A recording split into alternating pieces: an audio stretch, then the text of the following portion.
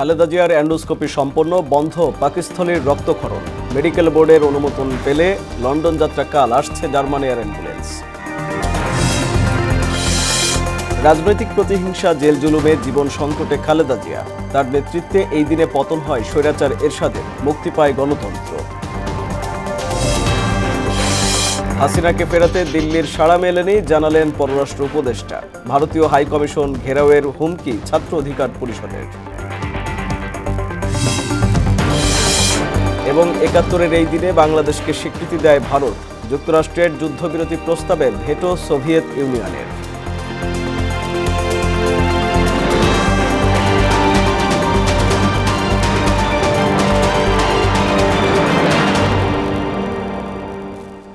আসসালামু আলাইকুম, সবাইকে মোহনা সংবাদে স্বাগত। শুনছিলেন শিরোনাম, পুরো সংবাদের সঙ্গে আছি আমি আরিফুল ইসলাম। বিএনপি চেয়ারপারসন ও সাবেক প্রধানমন্ত্রী খালেদা জিয়ার এন্ডোস্কোপি সম্পন্ন হয়েছে বলে জানিয়েছে তার মেডিকেল বোর্ড। শুক্রবার রাতে তথ্য জানানো হয়। একই সঙ্গে খালেদা জিয়ার পাকস্থলীর রক্তক্ষরণ বন্ধ হয়েছে বলেও জানিয়েছে বোর্ড।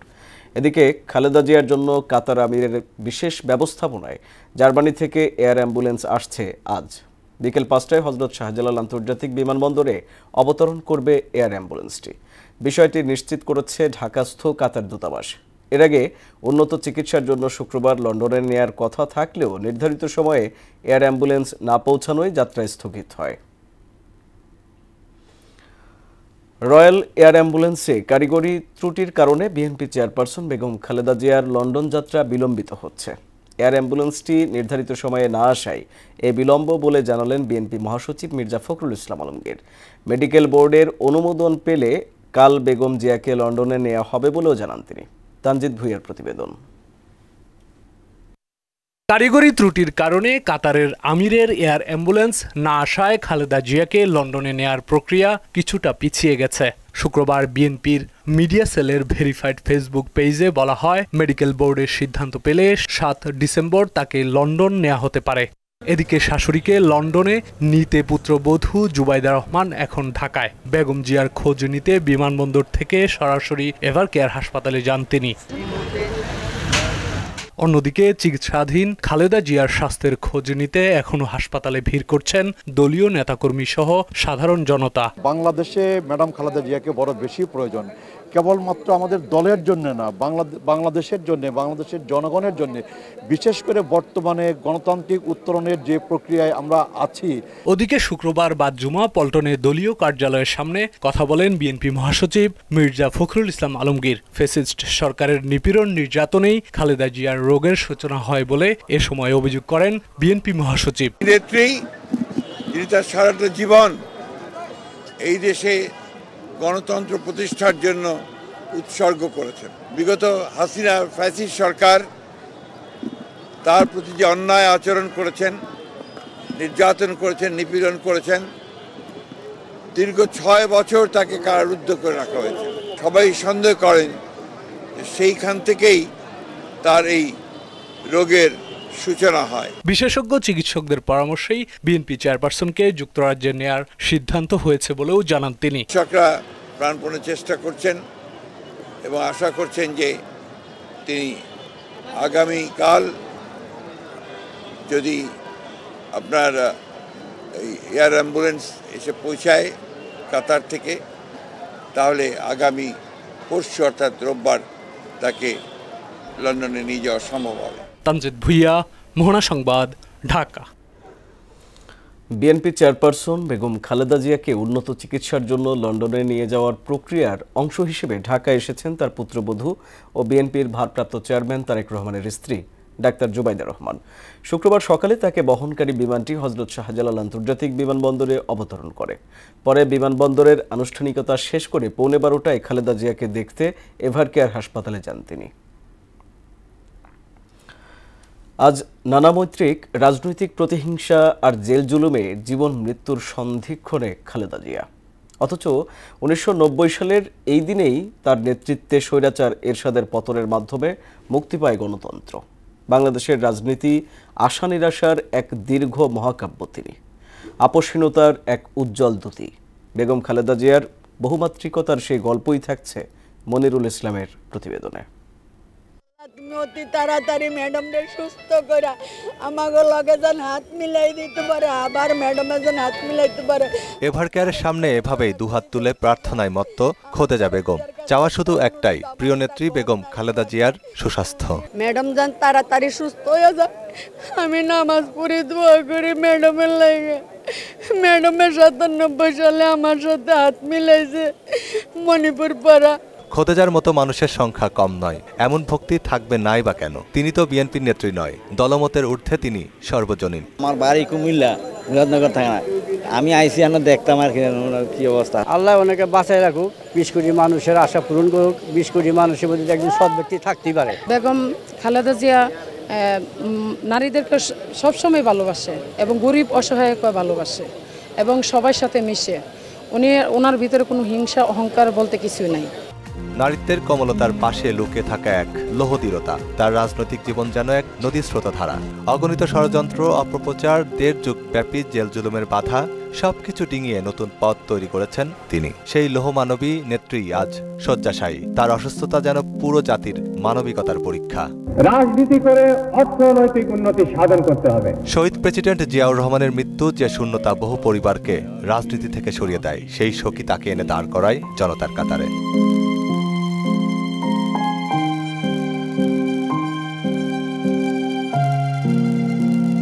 আজ তার শারীরিক অবস্থা সংকটাপন্ন। তার রোগ মুক্তির জন্য দোয়া চাওয়া কেবল বিএনপি নেতাকর্মী সমর্থকদের বিষয় নয়, এটি পুরো জাতির জন্যই মানবতার প্রশ্ন। দেশের বাইরে আমার কোনো ঠিকানা নেই, এটাই হলো আমার ঠিকানা। এই দেশ, এই দেশের মাটি, মানুষই আমার সবকিছু। বেগম জিয়া আধুনিক মননের অধিকারী বলেই 2003 সালে প্রাথমিকে ট্যালেন্ট পুলে বৃত্তিপ্রাপ্ত প্রত্যেক শিক্ষার্থীকে আবেগঘন শুভেচ্ছা চিঠি পাঠিয়েছিলেন। এ উপহার ছিল মেধাবী শিশুদের প্রতি একজন রাষ্ট্রনায়কের আন্তরিকতা ও উৎসাহের প্রকাশ, যা আজও তাদের জীবনে অনুপ্রেরণার উৎস। তার সেই দৃঢ়তার প্রজ্ঞা দেশের জন্য এখন খুবই প্রয়োজন।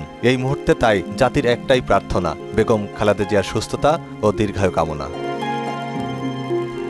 মনিরুল ইসলাম, মোহনা সংবাদ, ঢাকা। শেখ হাসিনাকে ফেরাতে ভারতের ইতিবাচক সাড়া নেই বলে জানালেন পররাষ্ট্র উপদেষ্টা মোহাম্মদ তৌহিদ হোসেন।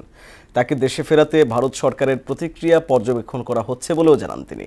শুক্রবার রংপুর সার্কিট হাউসে সাংবাদিকদের একথা বলেন তিনি। তারেক রহমানের দেশে ফেরা প্রসঙ্গে পররাষ্ট্র উপদেষ্টা বলেন, তিনি কবে দেশে ফিরবেন এ বিষয়ে কোনো তথ্য নেই। এ সময় তিনি আরও বলেন, কাতার এয়ার অ্যাম্বুলেন্সে কারিগরি সমস্যার কারণে বেগম জিয়াকে লন্ডনে নেওয়া বিলম্ব হচ্ছে। আমরা তো চেয়েছি যে তাকে ফেরত পাঠানো, যেহেতু উনি একজন কনভিক্টেড, যেহেতু সর্বোচ্চ বিচারিক সংস্থা তাকে একটি শাস্তি দিয়েছে, কিন্তু আমরা ইতিবাচক কোনো সাড়া এখন পর্যন্ত পাইনি। এটা নিয়ে আমার মনে হয় স্পেকুলেট না করাই ভালো, দেখা যাক কি হয়। আমরা তো চেয়েছি খুব, এই ধরনের ঘটনায় তো ঝট করে 1 দিনে 7 দিনে কোনো পরিবর্তন ঘটে না। আমরা অপেক্ষা করব, দেখি কি ভারতের পক্ষ থেকে কি পাওয়া যায়। শেখ হাসিনাকে দেশে ফিরিয়ে দেওয়ার আহ্বান জানিয়েছে ছাত্র অধিকার পরিষদ। শুক্রবার ঢাকা বিশ্ববিদ্যালয়ে সীমান্তে বাংলাদেশি হত্যার প্রতিবাদে বিক্ষোভ মিছিলে একথা জানান সংগঠনটির সভাপতি নাজমুল হাসান। এ সময় গত কয়েক মাসে ভারতীয় সীমান্তরক্ষী বাহিনী 600-র বেশি বাংলাদেশিকে হত্যা করেছে অভিযোগ করে তিনি বলেন, অবিলম্বে হত্যাকাণ্ড বন্ধে কার্যকর পদক্ষেপ গ্রহণ না করলে 48 ঘন্টার মধ্যে ভারতীয় হাইকমিশন ঘেরাও করা হবে। 48 ঘন্টার মধ্যে ভারতীয় হাইকমিশনকে তলব না করে তাহলে ছাত্র অধিকার পরিষদের নেতৃবৃন্দদের নেতৃত্বে এদেশের ছাত্র জনতা ভারতীয় দূতাবাস ঘেরাও করবে। এই যে 600 অধিক মানুষের সীমান্তে হত্যা করা হয়েছে, এই পিলখানা হত্যার সাথে জড়িতদের, শাপলা চত্বর হত্যার সাথে জড়িত, একই সাথে বাংলাদেশের ডাস্টবিন যে মানুষের বুক খালি করে রাতের পর রাত মানুষের বুক খালি করেছে, সেই শেখ হাসিনাকে যদি ভারত বাংলাদেশে ফিরে না হয় তাহলে এদেশের জনগণ ভারতের সাথে কূটনৈতিক সম্পর্ক বন্ধ করে দিবে। গণ অভ্যুত্থানের পর একটি গোষ্ঠী জনগণ ও প্রশাসনের ওপর প্রভাব বিস্তার করছে বলে অভিযোগ করলেন জামায়াতে ইসলামীর আমির ডাক্তার শফিকুর রহমান। শুক্রবার চট্টগ্রামের লালদিঘি ময়দানে জামায়াতে ইসলামী সহ সমমনা 8 দল আয়োজিত জনসভায় প্রধান অতিথির বক্তব্যে তিনি একথা বলেন। এ সময় ফ্যাসিবাদ এখনও বিদায় নেয়নি বলেও অভিযোগ করেন তিনি। বাংলার জমিনে ফ্যাসিবাদকে আর বরদাস্ত করা হবে না উল্লেখ করে তিনি আরও বলেন, কেউ ফ্যাসিবাদের ভাষায় কথা বললে এবং আচরণ করলে পালানোর পথ খুঁজে পাবে না।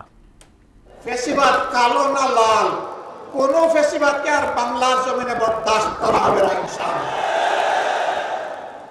কেউ যদি ফেসিবাদের বসে আবার কথা বলেন, কেউ যদি আবার ফেসিবাদীদের মতো আচরণ করেন, তারা কোন পথ খুঁজে পাবেন আমরা জানি না, কিন্তু আমরা তাদেরকে পরিষ্কারভাবে বলে দিতে চাই, বাংলার জমিনে এই দেশের আপামর ছাত্র তরুণ মেহনতি জনতার ফেসিবাদকে বরদাস্ত করবে না।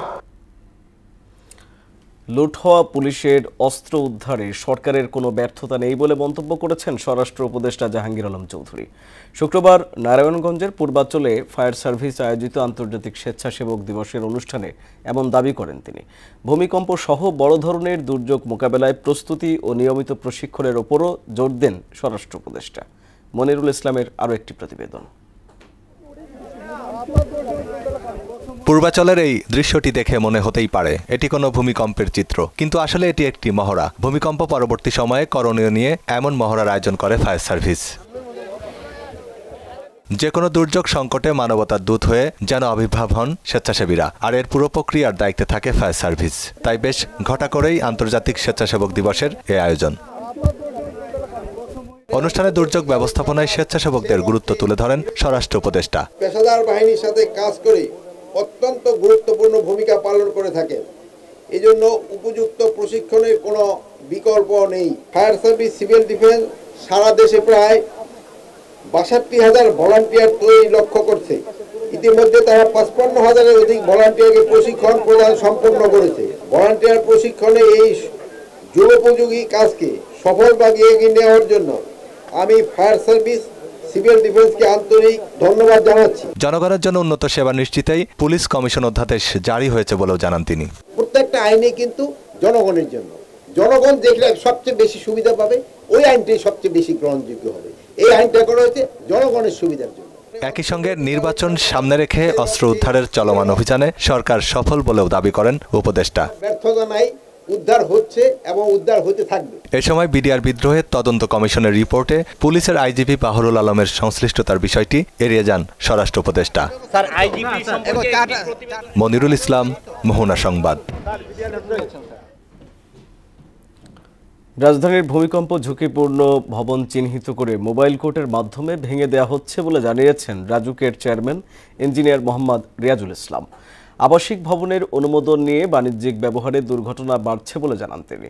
সীমিত জনবলে পুরো রাজধানী তদারকি কঠিন উল্লেখ করে রাজুক চেয়ারম্যান বলেন, দায়িত্বশীলতার জায়গা থেকে সবাইকে সচেতন হলেই দুর্ঘটনা প্রতিরোধ সম্ভব। শুক্রবার ভূমিকম্পের ক্ষয়ক্ষতি বিষয়ক এক অনুষ্ঠানে তিনি এসব কথা বলেন। বাড়িগুলো ঝুঁকিপূর্ণ, কোনটা ঝুঁকিপূর্ণ না, এই বাড়িগুলোতে আমরা লিস্ট করে আমরা আমাদের মোবাইল কোর্ট শুরু করছি এবং তাদের মিটার নিয়ে আসতেছি। মানে আমরা কিন্তু পুরাটাই ভেঙেও দিই, আগে একদম অনেক আমরা যদি জাস্ট কিছু ভাঙি, বলি যে বাকিটা তোমরা নিজেরা ভাঙো, না হলে আমরা বিদ্যুৎ মিটার নিয়ে আসছি, ওয়াসার মিটারটা নিয়ে আসছি, তিতাস থাকলে তিতাসের মিটার নিয়ে আসছি, আমরা আংশিক ভেঙে দিয়ে আসছি, তোমরা এখন এটা ঠিক করে তারপরে তোমরা মিটার নিয়ে যেতে পারবা। বিজয়ের মাস ডিসেম্বর প্রসঙ্গ।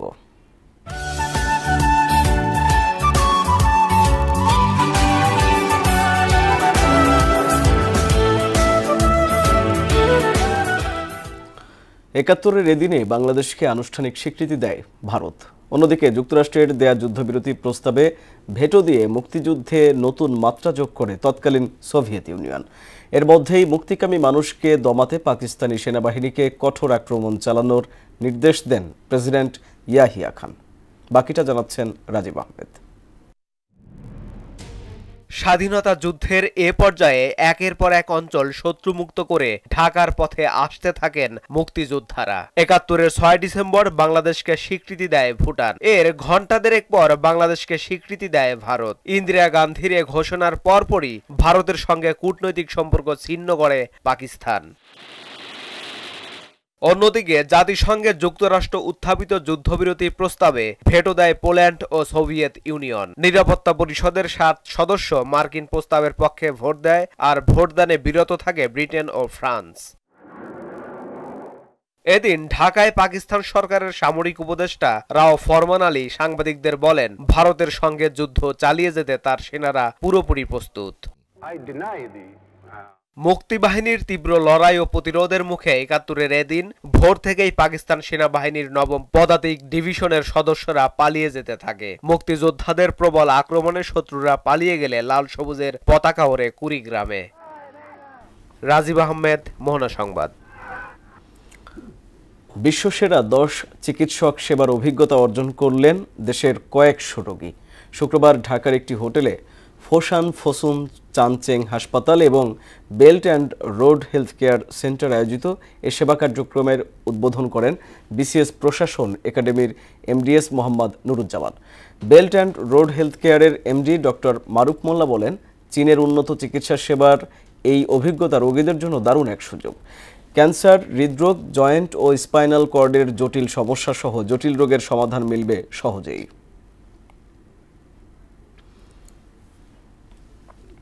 সরকারের অনুমোদন ছাড়া সয়াবিন তেলের দাম বাড়ানোকে ক্রেতার সঙ্গে প্রতারণা হিসেবে দেখছেন ভোক্তারা। খুচরা বিক্রেতারা বলছেন, ব্যবসায়ী সিন্ডিকেটের কাছে জিম্মি সরকার। আর আলোচনা ছাড়া তেলের দাম বাড়ানোকে বেআইনি বলে দাবি করলেন ক্যাব সভাপতি AHM শফিকুজ্জামান। আরো জানাচ্ছেন উষা ফেরদৌস। সবাই সামগ্রিকভাবে একত্রিতভাবে করেছে, মানে এই সামগ্রিক একত্রিক কোনো একটা কার্যক্রম অবশ্যই গ্রহণযোগ্য। এটার কোনো আইনগত ভিত্তি নাই যে কর্মকাণ্ডটা ওনারা করেছেন। এভাবে বুধবার সচিবালয়ে তেলের দাম বাড়ানো নিয়ে কথা বলেন বাণিজ্য উপদেষ্টা শেখ বশিরউদ্দিন।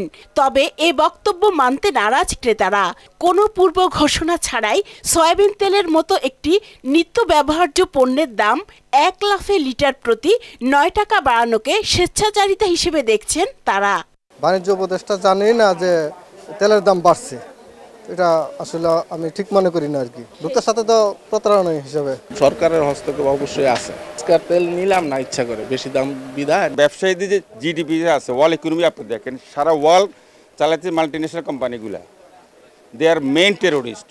আর খুচরা ব্যবসায়ীরা বলছেন, ডিলারদের নির্ধারণ করা দামে পণ্য বিক্রিতে বাধ্য হন তারা। আমদানিকারক ও পাইকারদের সিন্ডিকেটের কাছে তারা জিম্মি বলেও জানান খুচরা ব্যবসায়ীরা। কোম্পানি যে জিনিসটা বাড়াইছে, নতুন রেট গায়ে রেট দিয়ে বাড়াইছে, সরকার অনুমতি ছাড়া তারা কিভাবে দামটা বাড়াইলো? ওনারা সরকারের সাথে সমালোচনা না করি, ওনারা লিটারে 10 টাকা গায়ে রেট বসাইয়া মার্কেটে ছাইরা দিছে এবং জনগণের 10 টাকা লিটারে বাড়ায় নিতেছে। সরকার আর এটা মিল মালিকরা জানবে, যারা মিল আমরা যার থেকে মাল কিনি তারা জানবে আর সরকার জানবে। আমরা ক্ষুদ্র, আমরা যে টাকায় কিনি ওই টাকায় বিক্রি করি। এদিকে বাণিজ্য মন্ত্রণালয়কে না জানিয়ে পণ্য মূল্য বাড়ানো বেআইনি বলে মন্তব্য করলেন কনজিউমার অ্যাসোসিয়েশন অব বাংলাদেশ ক্যাবের সভাপতি। এবারই প্রথম যেটি হলো বাণিজ্য মন্ত্রণালয়ের কনফারেন্স ছাড়া তাদের সাথে আলোচনা না করে আপনি এটি বাড়ানো হয়েছে, এটি বলবো যে এটি এক ধরনের সরকারের আইনের ব্যত্যয়। সরকারের সিদ্ধান্তের বাইরে দাম বাড়ানো হয় তাহলে আমাদের বিভিন্ন আইনের ব্যবস্থা নেওয়া আছে, সেটা কম্পিটিশন কমিশন আছে, আইন আছে এবং ভোক্তা অধিকারের সংরক্ষণ অধিদপ্তর আইন আছে। ইভেন এখানে যদি কেউ মজুত করে বাজারকে সাপ্লাইটা বন্ধ করে যদি দামটা বাড়ানোর পায়তারা করে, সেখানে স্পেশাল পাওয়ার অ্যাক্টেও কিন্তু এখানে ব্যবস্থা গ্রহণের সুযোগ আছে। রমজানে ভোজ্য তেলের বাজার স্থিতিশীল রাখতে এলসি খোলা হচ্ছে বলেও জানান তিনি। রোজার আগে মূলত এখন কিন্তু এলসি খোলা হচ্ছে, প্রচুর পরিমাণ আসছে এবং এখানে ডলারের কোনো সংকট নেই। উষা ফেরদৌস, মোহনা সংবাদ, ঢাকা। পঞ্চগড়ে শীতের প্রকোপ দিন দিন বাড়ছে। ডিসেম্বরের শুরুতেই হিমেল হাওয়া ও ঘন কুয়াশায় জেলায় শীতের অনুভূতি বেড়েছে। টানা কয়েকদিন তাপমাত্রা 11 থেকে 13 ডিগ্রি সেলসিয়াসের ঘরে ওঠানামা করছে। ঘন কুয়াশায় তেঁতুলিয়া পঞ্চগড় সড়কে যানবাহন চলছে হেডলাইট জ্বালিয়ে। জামিল চৌধুরী ডলারের প্রতিবেদন, জানাচ্ছেন আফরিন পপি। হিমালয়ের পাদদেশে অবস্থিত সর্ব উত্তরের জেলা পঞ্চগড়ে বাড়ছে শীতের তীব্রতা। প্রতিদিন সন্ধ্যার পর থেকে হালকা কুয়াশার সঙ্গে কনকনে শীত অনুভূত হয়। রাতভর হালকা থেকে ঘন কুয়াশায় ঢেকে থাকে পুরো এলাকা। তাপমাত্রা কমে যাওয়ায় শীতের প্রকোপ বৃদ্ধি পেয়েছে। এতে মানুষের দুর্ভোগ বাড়ছে। শহরে লোকজনের উপস্থিতি একেবারে কম থাকায় দোকানপাট খুলছে অনেক দেরিতে। ছন্দপতন ঘটেছে খেটে খাওয়া ও ছিন্নমূল মানুষের। দিনের বেলা একটু কম কাজ করা যাচ্ছে, আগে কাজ করা গেছিল একটু বেশি। দিনের বেলা রোদ উঠে একটু, তারপরে রাত্রের বেলা আবার ঠান্ডা করে কুয়াশা পড়ে। শীতের কারণে দিন হয়ে গেছে ছোট, কাজও কম হয়। ঠান্ডার কারণে হ্যান্ডেলটা ধরা যায় না, একটু ঠান্ডাটা বেশি। দরিদ্র শীতার্তদের শীতবস্ত্র বিতরণ করা হবে বলে জানিয়েছেন জেলা প্রশাসন। জেলা প্রশাসন শীত মোকাবেলায় অগ্রিম প্রস্তুতি গ্রহণ করেছে। আমরা ইতিমধ্যেই কম্বল ক্রয় করেছি। উপজেলা প্রশাসনের মাধ্যমে প্রকৃত সুবিধাভোগীকে যাচাই করে তারপরে তাদেরকে কম্বল দেওয়া হচ্ছে। দিনের বেলা তাপমাত্রা স্বাভাবিক থাকলেও বিকেলের পর কমতে থাকে তাপমাত্রা। আবহাওয়া অফিস জানিয়েছে সামনের দিনগুলোতে শীত আরও বাড়তে পারে। আগামী 2-1 দিন এখানে মিনিমাম তাপমাত্রা সামান্য একটু কম বেশি হতে পারে, তবে আশা করা যাচ্ছে ডিসেম্বরের প্রথম সপ্তাহে মিনিমাম তাপমাত্রা আরও কমবে এবং শীতের তীব্রতা আরও বাড়বে। শীত বাড়ার সাথে সাথে গরম কাপড়ের দোকানগুলোতেও বাড়ছে মানুষের সমাগম। এছাড়া পঞ্চগড় আধুনিক সদর হাসপাতাল সহ বিভিন্ন স্বাস্থ্য কেন্দ্রে বাড়ছে শীতজনিত রোগীর সংখ্যা। আফরিন পপি, মোহনা সংবাদ। আন্তর্জাতিক প্রসঙ্গ। ইসরায়েল হামাসের চলমান যুদ্ধবিরতির দ্বিতীয় ধাপ দ্রুত ঘোষণা করতে চায় মার্কিন প্রশাসন। তবে হামাস জানিয়েছে তারা রক্ষণাত্মক অস্ত্র জমা দেবে না। ঐশী আলমের ডেস্ক রিপোর্ট। গাজায় চলমান যুদ্ধবিরতির দ্বিতীয় ধাপ 2 সপ্তাহের মধ্যে ঘোষণা দিতে চায় মার্কিন প্রশাসন। যুদ্ধবিরতি অক্ষুণ্ণ রাখতে এর অংশ হিসেবে পরবর্তী ধাপ ঘোষণার প্রস্তুতি নিচ্ছে তারা। দ্বিতীয় ধাপ শুরু হলে হামাসের জায়গায় গাজা পরিচালনার দায়িত্ব নেবে অন্তর্বর্তী সরকার এবং নিরাপত্তার দায়িত্ব নেবে আন্তর্জাতিক বাহিনী। প্রেসিডেন্ট ট্রাম্প তার ঘোষণার অংশ হিসেবে অন্তর্বর্তী সরকারের সদস্য এবং নিরাপত্তা বাহিনীর নাম ঘোষণা করবেন। হামাস কিভাবে সরকার পরিচালনার দায়িত্ব হস্তান্তর ও অস্ত্র জমা দেবে এ বিষয়ে এখনও কাতার, মিশর ও যুক্তরাষ্ট্রের মতো মধ্যস্থতাকারী দেশগুলোর সঙ্গে তাদের আলোচনা চলছে। হামাস জানিয়েছে ফিলিস্তিনি টেকনোক্রেটদের নিয়ে গঠিত অন্তর্বর্তী সরকারের হাতে ক্ষমতা ছাড়লেও বোর্ড অফ পিসের কাছে তারা ক্ষমতা হস্তান্তর করবে না। এছাড়া যুদ্ধবিরতির পর হামাস আবারও গাজার নিয়ন্ত্রণ নিজেদের কাছে নিয়েছে। হামাস জানিয়েছে তারা কখনো রক্ষণাত্মক অস্ত্র জমা দেবে না। যেহেতু ফিলিস্তিন ভূখণ্ডে ইসরায়েলি দখলদারিত্ব রয়েছে, তাই এ ধরনের অস্ত্র রাখা তাদের অধিকার। ঐশী আলম, মোহনা সংবাদ। ইউরোপীয় নেতাদের ফাঁস হওয়া ফোন কলের অংশবিশেষ হাতে পাওয়ার দাবি করেছে একটি জার্মান সাময়িকী। এতে ইউরোপীয় রাষ্ট্রপ্রধানদের সরাসরি বক্তব্য রয়েছে বলেও জানায় ডার স্পিগেল নামের ওই পত্রিকাটি। এদিকে ইউক্রেন ডনবাস না ছাড়লে সামরিক শক্তি প্রয়োগ করা হবে বলে হুঁশিয়ারি দিয়েছেন রাশিয়ার প্রেসিডেন্ট ভ্লাদিমির পুতিন। ঐশী আলমের আরও একটি desk report. German magazine der Spiegel বৃহস্পতিবার একাধিক ইউরোপীয় নেতাদের ফাঁস হওয়া ফোন কলের সারাংশ পাওয়ার দাবি করেছে। এতে একাধিক ইউরোপীয় রাষ্ট্রপ্রধানের সরাসরি বক্তব্য রয়েছে বলেও দাবি সংবাদ মাধ্যমটির। যুক্তরাষ্ট্র ইউক্রেনের সঙ্গে বেইমানি করতে পারে বলে দেশটির প্রেসিডেন্ট ভলোদিমির জেলেনস্কিকে সতর্কতা দিয়েছেন ফ্রান্সের প্রেসিডেন্ট ইমানুয়েল ম্যাক্রো।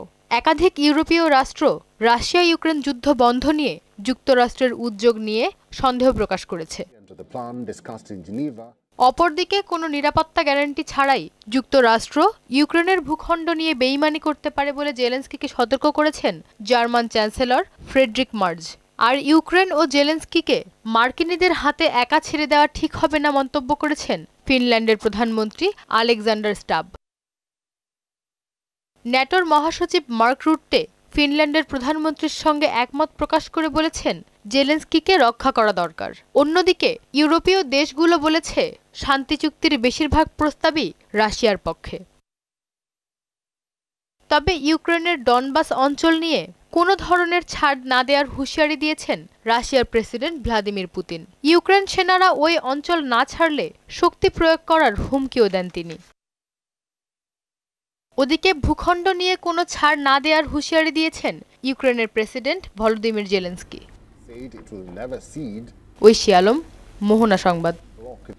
শেষ করব মোহনা সংবাদ, যাবার আগে জানিয়ে দেব শিরোনামগুলো আরও একবার।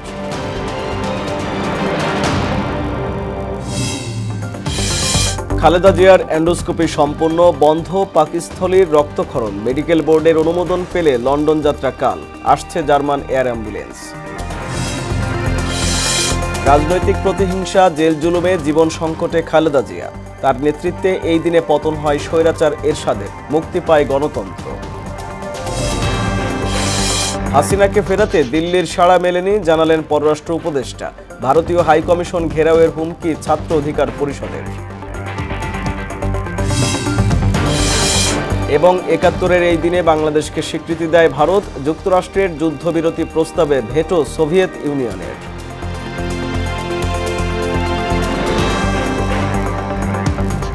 এই ছিল মোহনা সংবাদে। মোহনার সবশেষ খবর জানতে ভিজিট করুন www.mohana.tv।